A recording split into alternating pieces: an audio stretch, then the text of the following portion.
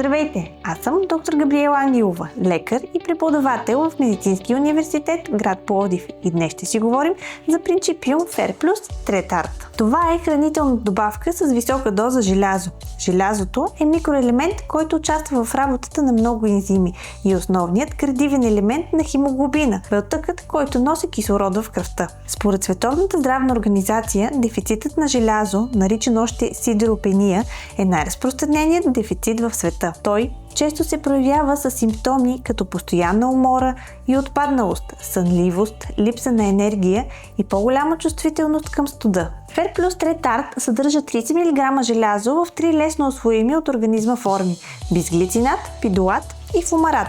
Таблетките са ентерично покрити с многослойна технология с контролирано освобождаване.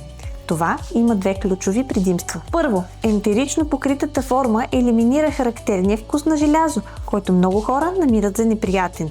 И второ, предпазва от стомашно разстройство, което често е свързано с приема на желязо. Трислойната технология с контролирано освобождаване позволява постепенно усвояване на желязото през целия ден, като по този начин се подобрява и самото усвояване от организма.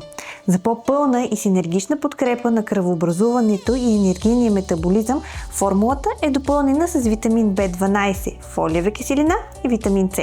Продуктът е наличен в упаковка от 30 таблетки, без глутен и лактоза, и е подходящ за вегани. Повече информация и линк към продукта ще намерите отдолу.